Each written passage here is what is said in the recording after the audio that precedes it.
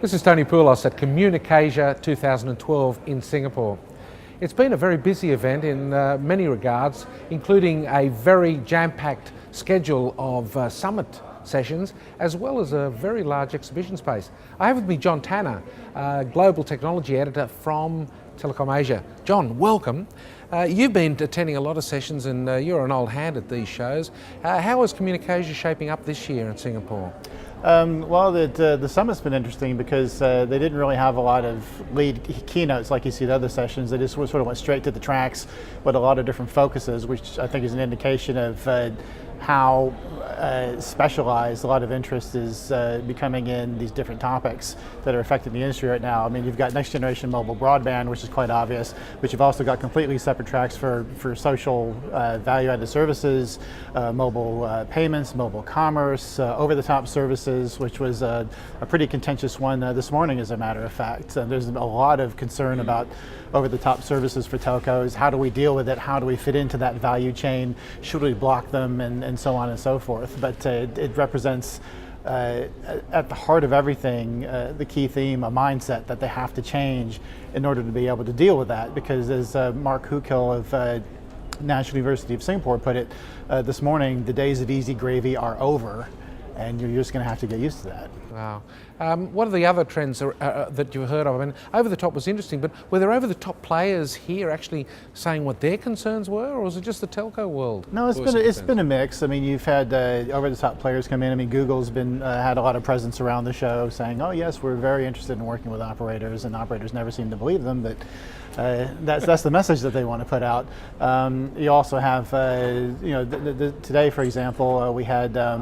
eBuddy, who is sort of like an over-the-top messaging player out of the Netherlands, talking about their service and how they want to work with operators and work with them in a fashion where they can integrate their service more in line with their networks and do revenue sharing and make money, which in theory is appealing to operators because their SMS revenues are under threat from over-the-top players. But then it becomes a question of, well, if your idea of revenue sharing is 0.3 cents on virtual goods, which is what eBuddy has in mind, and I'm charging 10 cents for every SMS that goes through my network, then what's the incentive for working with that? But then you look at the numbers, they're going down. At some point, there's going to be an inflection point where you have to make that kind of call. And you probably want to do that business.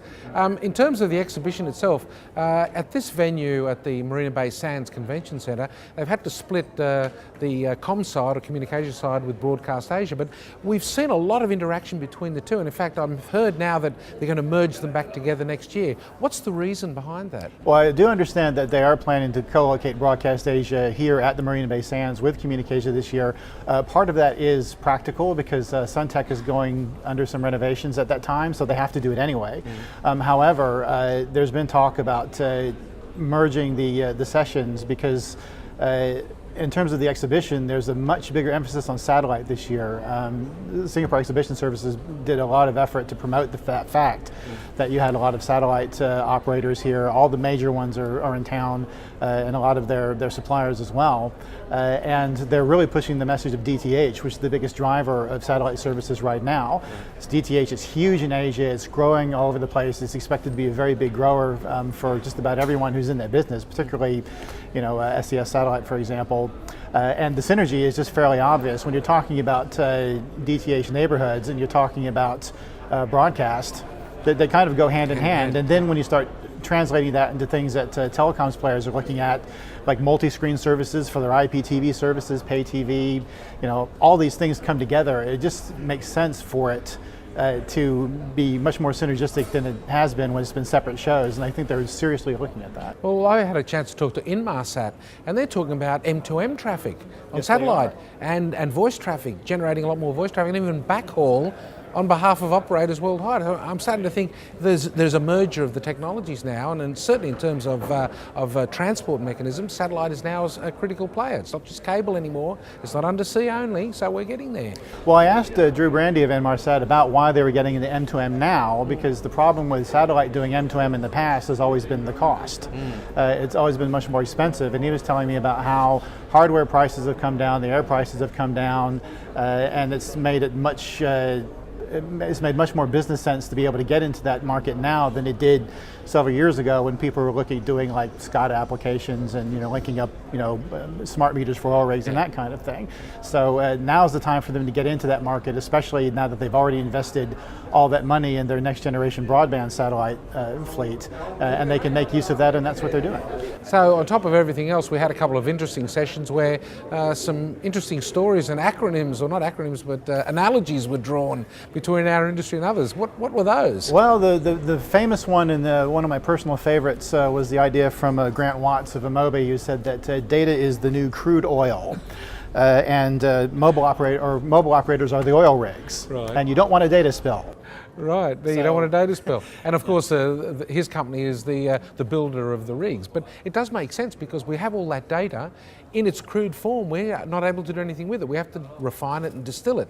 So actually, I think the analogy is pretty good. And in terms of mobile advertising, and I sat in that session, if they don't get that profile right on the customer, then that mobile advertising push falls on deaf ears. So it's a clever one. What else did you do? Well, keeping with the petrol theme, Mike McDowell, CTO of Huawei Technologies, and also their solutions consultant, yes. I believe. He was talking about. He was talking in the OTT sessions, and he was talking about how telcos think that people see value in certain things about them that they really don't. They try to compete on brand and high service quality, but users don't really care about that. They see, in his words, they see broadband as sort of like the gas that goes in your car.